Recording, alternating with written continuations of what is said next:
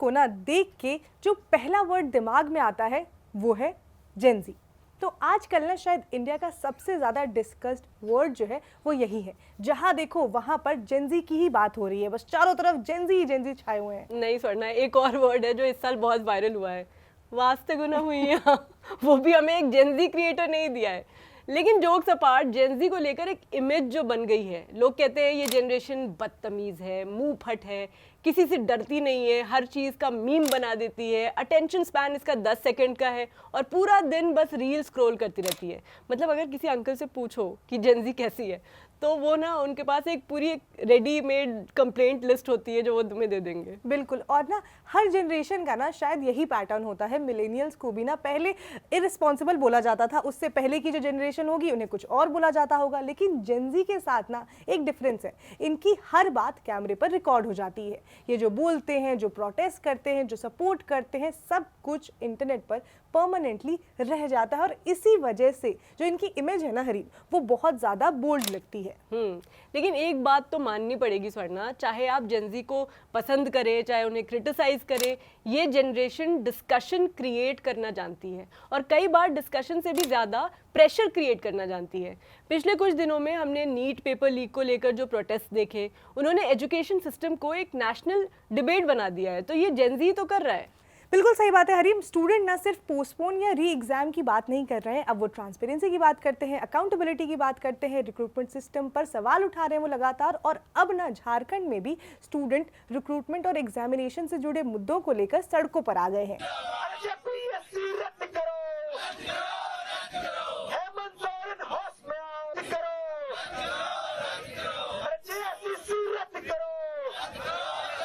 ये दिखाता है कि एजुकेशन सिर्फ स्टूडेंट का इशू नहीं बन गया है, बल्कि अब वो एक पॉलिटिकल इशू बन चुका है। और इस सब में सबसे इंटरेस्टिंग चीज़ ये है कि पहले क्या होता था, जब प्रोटेस्ट होता था तो उसका मतलब होता था कि टीवी कैमरा जाएगा तो लोगों को पता चलेगा। अब ना उल्टा होने लगा है। प्रोटेस्ट पहले इंस्टाग्राम पर ट्रेंड करता है, फिर टीवी चैनल्स उसे कवर करते हैं, स्टूडेंट्स खुद लाइव स्ट्रीम करते हैं, खुद वीडियोस अपलोड करते हैं, क्रिएटर्स उस पर एक्सप्लेनर्स बनाते हैं और देखते ही देखते वो इशू जो है वो एक नेशनल कॉन्वर्सेशन बन जाता है, जैसे हम सब ने देखा। बिल्कुल, और इसीलिए आज का जो एपिसोड है वो सिर्फ स्टूडेंट प्रोटेस्ट पर बिल्कुल भी नहीं है। आज हम उस जनरेशन की बात करेंगे जिसको हर पॉलिटिकल पार्टी जो है वो समझने की कोशिश कर रही है। सवाल ये है कि क्या जेन ज़ी सिर्फ सोशल मीडिया पर पावरफुल है या फिर बैलेट बॉक्स में भी, और ये बहुत इंपॉर्टेंट क्वेश्चन है। यस, क्या ये जनरेशन 2029 के लोकसभा इलेक्शन का नैरेटिव बदल सकती है, ये एक क्वेश्चन है। और सबसे बड़ा सवाल ये है कि अगर इंडिया के पास दुनिया की सबसे बड़ी जेन ज़ी पॉपुलेशन है तो क्या इसका मतलब ये है कि इंडिया का इलेक्टोरेट भी दुनिया का सबसे यंग इलेक्टोरेट है अभी? मुझे लगता है कि बहुत लोग इसका जवाब देंगे कि हाँ, मुझे भी पहले ऐसे ही लगता था, लेकिन आंसर ना एक्चुअली नहीं है। और इसी नहीं के अंदर की जो पूरी स्टोरी है वो हम आपको इस एपिसोड में बताएंगे। तो सबसे पहले समझते हैं कि जेन ज़ी एग्जैक्टली कौन है। जनरली जेन ज़ी उन लोगों को कहा जाता है जो रफली 1997 से 2012 के बीच पैदा हुए हैं। लेकिन जब इलेक्शंस की बात होती है तो ऑब्वियसली सिर्फ 18 इयर्स से ऊपर के लोग जो है वो ही वोट कर सकते हैं। वोटिंग के कॉन्टेक्स्ट में रिपोर्ट्स यूजुअली 18 से 29 इयर्स के एज ग्रुप को एनालाइज करती हैं। और ना नंबर्स जो है ना वो काफ़ी बड़े हैं यहाँ पर। यूनाइटेड नेशन के ना वर्ल्ड पॉपुलेशन प्रोस्पेक्ट का जो एस्टिमेट है उसके हिसाब से 2026 में इंडिया में लगभग 40.7 करोड़ यानी कि 407 मिलियन जेन ज़ी एज ग्रुप के जो लोग हैं वो है। ये दुनिया में सबसे ज़्यादा है। चाइना हमसे पीछे है, पाकिस्तान और नाइजीरिया का नंबर भी ना इंडिया के कंपैरिजन में बहुत ज़्यादा कम है। यहाँ तक सुनने के बाद ऐसा लगता है कि बस फिर तो गेम ओवर, इतने सारे यंग लोग हैं, इलेक्शंस तो जेन ज़ी ही डिसाइड करेंगे इंडिया में। लेकिन पिक्चर इतनी भी सिंपल नहीं है, कई सारे कॉम्प्लिकेशंस हैं इसमें। हम एक एग्जांपल देते हैं। जो दो स्कूल्स हैं, एक स्कूल में 1000 स्टूडेंट्स हैं और एक दूसरा स्कूल है जिसमें 300 स्टूडेंट्स हैं। पहले स्कूल में यंग स्टूडेंट्स की टोटल संख्या जो है वो नेचुरली ज़्यादा होगी, लेकिन इसका मतलब ये ज़रूरी नहीं है कि उस स्कूल में यंग स्टूडेंट्स का परसेंटेज भी ज़्यादा हो। बिल्कुल, और इंडिया के साथ भी ना कुछ इसी तरह से। हम दुनिया की सबसे पॉपुलस कंट्री हैं, इसीलिए हमारे पास ना यंग लोगों की जो टोटल संख्या है वो भी ज़्यादा है। लेकिन जब टोटल इलेक्टोरेट में उनका शेयर हम देखेंगे ना, तब कहानी थोड़ी सी बदल सी जाती है और वही कहानी जो है पूरे इलेक्शन को बदल सकती है। तो रिपोर्ट्स के मुताबिक इंडिया के एलिजिबल वोटर्स में 18 से 29 इयर्स के लोगों का शेयर लगभग 29.2% है। मतलब सिंपल लैंग्वेज में हर 3 एलिजिबल वोटर्स में एक वोटर इस एज ग्रुप का है। ये बहुत बड़ा नंबर है और किसी भी पॉलिटिकल पार्टी के लिए ये इसको इग्नोर नहीं किया जा सकता। लेकिन दुनिया के यंगेस्ट वोटर्स हम फिर भी नहीं हैं। इथोपिया में यंग वोटर्स का जो शेयर है वो 41.8% है, वहीं नाइजीरिया में ये नंबर 41.1% है, पाकिस्तान में ये नंबर 37.3% है और बांग्लादेश में भी इंडिया से ज़्यादा यंग वोट शेयर जो है वो है। इसीलिए जब हम कहते हैं कि इंडिया के पास दुनिया की सबसे बड़ी जेनजी पॉपुलेशन है, वो एब्सोल्यूट नंबर की हम बात करते हैं। और जब हम ये कहते हैं कि इंडिया का जो इलेक्टोरेट है वो दुनिया का यंगेस्ट इलेक्टोरेट नहीं है, वो हम परसेंटेज की बात करते हैं। दोनों स्टेटमेंट एक ही टाइम पर एक ही साथ सही हो सकते हैं। और ये डिफरेंस समझना ज़रूरी है क्योंकि जो सोशल मीडिया हेडलाइंस है ना, वहाँ पर अक्सर देखकर लगता है कि दोनों बातें एक ही हैं, जबकि रियलिटी में पॉपुलेशन और इलेक्टोरेट दो अलग कॉन्सेप्ट्स हैं। यहाँ एक और इंटरेस्टिंग कॉन्ट्रडिक्शन है स्वर्णा। एक तरफ एक्सपर्ट्स कह रहे हैं कि 2029 तक जेनजी इंडिया की लार्जेस्ट अडल्ट जनरेशन बन सकती है, और दूसरी तरफ वो ये भी कह रहे हैं कि इंडिया धीरे धीरे एजिंग की तरफ बढ़ रहा है। दिस इज कंफ्यूजिंग क्योंकि अगर जेनजी इतनी बड़ी जनरेशन है तो फिर ये एजिंग किसकी हो रही है और कहाँ हो रही है? तो इसको हम ना इस तरह से समझते हैं कि एजिंग का मतलब ये नहीं है कि यंग लोग खत्म हो रहे हैं या कम हो रहे हैं। एजिंग का मतलब ये है कि जो ओल्डर पॉपुलेशन है वो भी रैपिडली जो है वो बढ़ रहे हैं। एक टाइम था जब वोटिंग एज पॉपुलेशन में यंग वोटर्स का जो शेयर था वो 38% के आसपास था या फिर उससे भी ज़्यादा था। आज वो करीब 30% के आसपास पहुँच गया है और प्रोजेक्शन के मुताबिक 2029 तक ये इससे भी नीचे आ सकता है। इसका मतलब जेनजी की टोटल पॉपुलेशन बहुत बड़ी है, लेकिन साथ ही साथ जो मिडिल एज और सीनियर सिटीजन है उनकी पॉपुलेशन लगातार बढ़ रही है और इसीलिए परसेंटेज धीरे धीरे जो है वो चेंज हो रहा है। और ये डेमोग्राफिक शिफ्ट जो है वो पॉलिटिक्स को डायरेक्टली अफेक्ट करता है। हर पॉलिटिकल पार्टी को ये डिसाइड करना पड़ता है कि वो किस वोटर ग्रुप को टारगेट करे।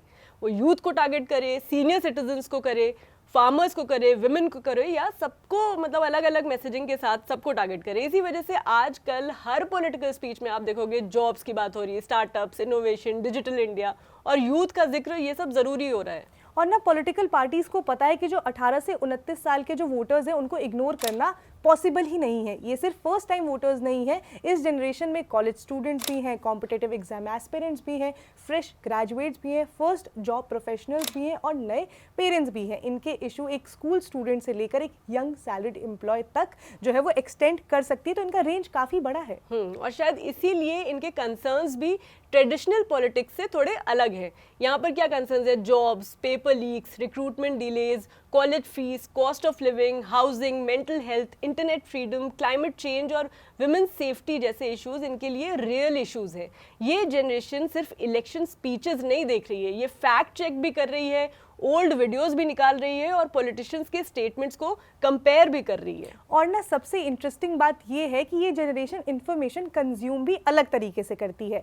किसी पॉलिटिकल स्पीच का जो पूरा का पूरा 1 घंटा है ना, वो स्पीच ये नहीं सुनते हैं, ये उस स्पीच से 45 सेकेंड की क्लिप जो है वो देख लेते हैं और फिर उसके बाद वो क्लिप वायरल हो जाती है। इसीलिए आज की जो पॉलिटिक्स है वो सिर्फ रैलीज और न्यूज़पेपर एडवर्टाइजमेंट तक लिमिटेड नहीं रह गई है। पॉलिटिक्स इंस्टाग्राम, यूट्यूब, पॉडकास्ट और मीम तक जो है वो पहुंच गया है और इसी वजह से पॉलिटिकल पार्टीज भी क्रिएटर्स के जो इन्फ्लुएंस है उनके ऊपर जो इन्फ्लुएंस है वो ज़्यादा हुआ है। लेकिन एक चीज़ जो समझने वाली है, यहाँ पर हम बार बार बोल रहे हैं कि जेनजी बहुत पावरफुल वोटर ग्रुप है, लेकिन क्या ये पावर पूरे इंडिया में इक्वली डिस्ट्रीब्यूटेड है? ये ऐसा नहीं है। शायद यहीं से पॉलिटिक्स और इंटरेस्टिंग हो जाती है। अगर 2026 के डेमोग्राफिक प्रोजेक्शंस देखें तो इंडिया के कुछ स्टेट्स में यंग वोटर्स का शेयर दूसरे स्टेट्स के कंपैरिजन में काफ़ी ज़्यादा है। बिहार सबसे ऊपर है जहां लगभग 36.8% इलेक्टोरेट 18 से 29 इयर्स के एज ग्रुप का है। उसके बाद यूपी आता है, झारखंड है, राजस्थान है, मध्य प्रदेश है। अगर आप मैप देखेंगे तो नोटिस करेंगे कि ये लार्जली जो हिंदी हार्टलैंड वाले स्टेट्स हैं वो हैं ये।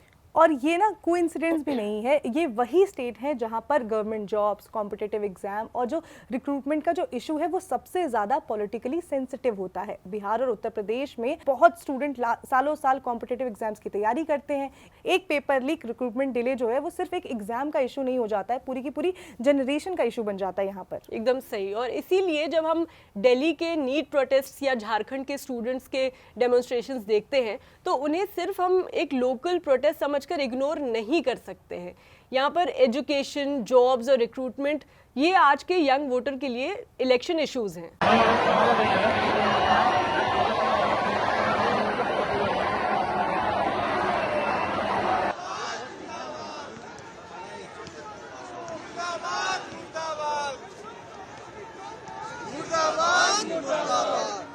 और ना इसमें एक और इंटरेस्टिंग स्टैटिस्टिक्स है कि उत्तर प्रदेश, बिहार और झारखंड मिलकर लोकसभा की 134 सीट्स जो है वो भेजते हैं। सोचिए, अगर इन स्टेट में यंग वोटर्स किसी इशू पर स्ट्रांगली मोबिलाइज होते हैं तो उसका नेशनल पॉलिटिक्स पर कितना बड़ा इम्पैक्ट हो सकता है। और इसीलिए ना हर पॉलिटिकल पार्टी का फोकस जो है वो हिंदी हार्टलैंड के जो युवा हैं उन पर रहता ही रहता है। लेकिन इंडिया की स्टोरी सिर्फ नॉर्थ इंडिया तक लिमिटेड बिल्कुल भी नहीं है। जो साउथ इंडिया है उसकी डेमोग्राफिक पिक्चर जो है वो काफ़ी डिफरेंट है नॉर्थ इंडिया से। जैसे केरला, तमिलनाडु और आंध्र प्रदेश जैसे जो स्टेट्स है उसमें इलेक्टोरेट कंपैरेटिवली ओल्डर है। इसका रीजन फर्टिलिटी रेट्स और डेमोग्राफिक ट्रांजिशन है। इन स्टेट्स ने पॉपुलेशन स्टेबलाइजेशन का फेज काफी पहले ही देख लिया था, इसीलिए वहां पर ओल्डर वोटर्स का शेयर नेचुरली ज्यादा होता है। और ना पॉलिटिकल पार्टीज के लिए इसका मतलब भी अलग स्ट्रैटेजी है। नॉर्थ इंडिया में जॉब, एग्जाम और जो माइग्रेशन है ये बहुत बड़े इशू हो सकते हैं। साउथ इंडिया में वहीं पर health care, welfare, industrial growth, state rights और जो एजिंग पॉपुलेशन के जो कंसर्न है वो इक्वली इंपॉर्टेंट होते हैं। यानी कि इंडिया में एक इलेक्शन होता है लेकिन हर स्टेट का जो इलेक्शन है वो अलग अलग नैरेटिव पर चलता है और वहाँ पर मुद्दे जो है वो अलग अलग होते हैं। और इसी वजह से यूथ वोट बोल देना बहुत ईजी है, लेकिन यूथ को समझना जो है ना वो उतना इजी नहीं है, ये डिफिकल्ट है, इजी नहीं है। वैसे जब हम यूथ की पॉलिटिक्स की बात करते हैं ना तो एक एग्जांपल तमिलनाडु का भी काफी डिस्कस हुआ है रिसेंट टाइम में, जिस पर काफी ज्यादा बात की जा रही है। एक्टर विजय की पार्टी टीवी के तो द प्रिंट का एक एनालिसिस था और उसके मुताबिक पार्टी को फर्स्ट टाइम वोटर्स और 20 से 29 इयर्स के एज ग्रुप में कंपैरेटिवली स्ट्रॉन्ग सपोर्ट मिला। इसका मतलब ये नहीं है कि जेनजी ने यूनानिमसली टीवी को वोट किया, लेकिन जरूर दिखाया है कि यंग वोटर्स नए पॉलिटिकल ऑल्टरनेटिव्स को कंसिडर करने के लिए रेडी हैं। पहले अक्सर कहा जाता था कि फैमिलीज जिस पार्टी को वोट करती हैं बच्चे भी वही वोट करेंगे, लेकिन आज का वोटर इन्फॉर्मेशन बहुत अलग सोर्सेस से कंज्यूम करता है। वो टीवी भी देखता है, यूट्यूब भी देखता है, पॉडकास्ट सुनता है, इंस्टाग्राम भी देखता है और इंडिपेंडेंट क्रिएटर्स को भी देखता है, तो कई जगह से उसके सोर्स है। और इसी वजह से पॉलिटिकल कैंपेन भी ना अब चेंज हो गए हैं। पहले सिर्फ रैलीज और पोस्टर्स होते थे, अब पार्टीज मीम बना रही है, पॉडकास्ट कर रही है, यूट्यूब पर इंटरव्यूज जा रहे हैं और इंस्टाग्राम रील तक बना रहे हैं और काफ़ी इंटरेस्टिंग रील्स होते हैं वो। और इस ट्रेंड को हम अंडर एस्टिमेट नहीं कर सकते, इसको नॉन सीरियस नहीं कह सकते, लेकिन ओवर एस्टिमेट भी नहीं करना चाहिए। ये समझना बहुत ज़रूरी है कि वायरल होना और इलेक्शन जीतना एक ही चीज़ नहीं है। सोशल मीडिया किसी इशू को नेशनल डिबेट बना सकता है और किसी पॉलिटिशियन की पॉपुलैरिटी बढ़ा या घटा सकता है, लेकिन पोलिंग बूथ तक वोटर को ले जाना, वोटर लिस्ट में नाम इंश्योर करना और इलेक्शन के दिन वोट दिलवाना, ये सब ग्राउंड ऑर्गेनाइजेशन का ही काम है, ये सोशल मीडिया नहीं डिसाइड करेगा। और शायद ना इसीलिए हम देखते हैं कि सोशल मीडिया पर जो नैरेटिव होता है ना, इलेक्शन रिजल्ट कभी कभी उससे बिल्कुल ही अलग आ जाता है और कोई उसको प्रिडिक्ट नहीं कर पाता है, क्योंकि ग्राउंड रियलिटी कुछ और ही कहती है। और इसीलिए डिजिटल इन्फ्लुएंस को इग्नोर भी नहीं किया जा सकता है। उससे इलेक्शन रिजल्ट का डायरेक्ट प्रेडिक्टर उसे नहीं मान सकते, लेकिन इंडिया में caste, religion, local leadership, welfare schemes, candidate की इमेज, रीजनल आइडेंटिटी और फैमिली इन्फ्लुएंस जैसे फैक्टर्स आज भी बहुत इंपॉर्टेंट हैं। एक इंस्टाग्राम रील किसी को इशू के बारे में अवेयर जरूर कर सकती है, लेकिन वोट किस बेसिस पर पड़ेगा उसमें और भी मतलब बहुत सारे फैक्टर्स इन्वॉल्व होते हैं।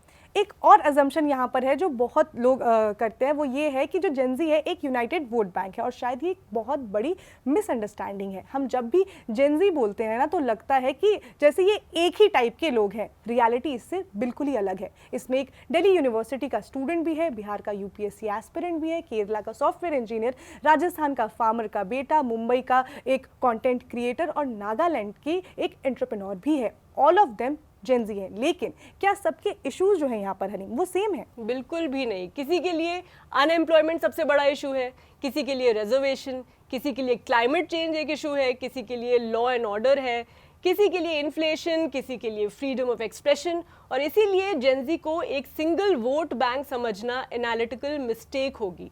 और ना पॉलिटिकल पार्टीज भी शायद इसी वजह से अलग अलग स्टेट में यूथ के लिए अलग अलग मैसेजिंग है वो रखते हैं। एक और इंटरेस्टिंग पॉइंट यहाँ पर है, वो है रिप्रेजेंटेशन का। हम बार बार कहते हैं कि जेंजी इंडिया की सबसे बड़ी जनरेशन बनने वाली है, लेकिन पॉलिटिक्स में उनकी जो रिप्रेजेंटेशन है वो उतनी स्ट्रांग नहीं है।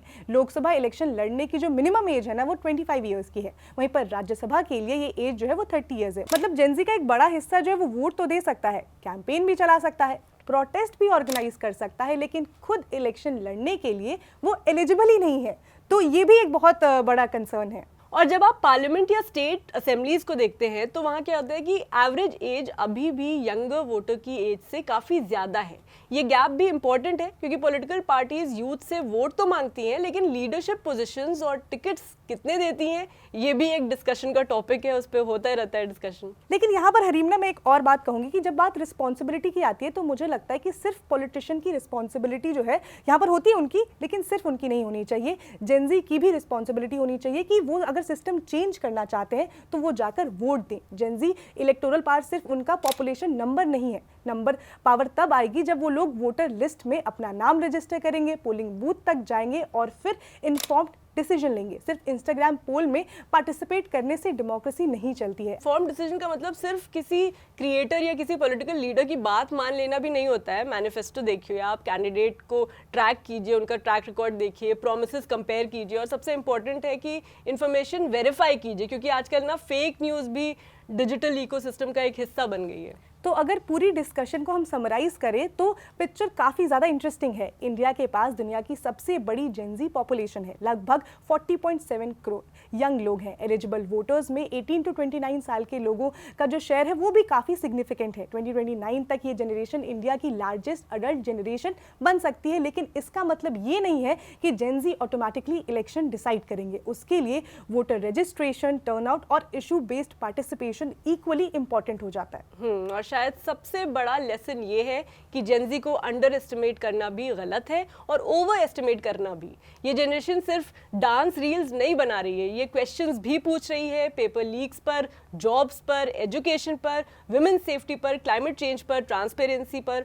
और जब कोई जनरेशन क्वेश्चंस पूछना शुरू करती है ना तो डेमोक्रेसी भी थोड़ी मैच्योर हो जाती है। बिल्कुल, और शायद ना इसीलिए आज हर पॉलिटिकल पार्टी सोशल मीडिया पर भी काफ़ी ज़्यादा एक्टिव हो रहे हैं और कॉलेज कैंपसेस में भी, क्योंकि उन्हें भी पता है कि जो जेंजी हैं वो सिर्फ फ्यूचर वोटर्स नहीं है, ये प्रेजेंट डे ओपिनियन मेकर्स भी हैं। और हो सकता है कि इसी जनरेशन का कोई ना 30 सेकेंड वीडियो कल का जो नैरेटिव है वो एक डिबेट का नैरेटिव डिसाइड करे। लेकिन एक डेमोक्रेसी की स्ट्रेंथ सिर्फ एक डिबेट नहीं हो सकती है, पार्टिसिपेशन से आती है। अगर आप 18 साल के हो चुके हैं तो वोटर रजिस्ट्रेशन कीजिए, और अगर रजिस्ट्रेशन आपका ऑलरेडी हो चुका है तो जब भी आपके स्टेट में इलेक्शन हो या फिर जो लोकसभा के इलेक्शन हो तो वोटिंग वाले डे पे आप जाएं और वोट कीजिए। क्योंकि डेमोक्रेसी में सबसे पावरफुल एक्शन वो होता है जब एक सिटीजन पोलिंग बूथ तक जाता है और अपना वोट डालता है। और शायद इसीलिए आज की क्लोजिंग लाइन यही होनी चाहिए स्वर्णा, कि इंडिया की जेंजी को सिर्फ रील जनरेशन कहना अनफेयर होगा। अब देखना यह है कि 2029 तक पॉलिटिकल पार्टीज इन्हें सिर्फ सोशल मीडिया ऑडियंस समझती हैं या इंडिया का सबसे इम्पोर्टेंट वोटर ग्रुप में से एक है ये। बिल्कुल, इस पर आपकी क्या राय है हमें कमेंट सेक्शन में ज़रूर बताइएगा। हम इसी तरह के और इंटरेस्टिंग टॉपिक को लाते रहेंगे। मैं हूं स्वर्णा, मेरा नाम है हरीम और आप देख रहे हैं द बहन शो।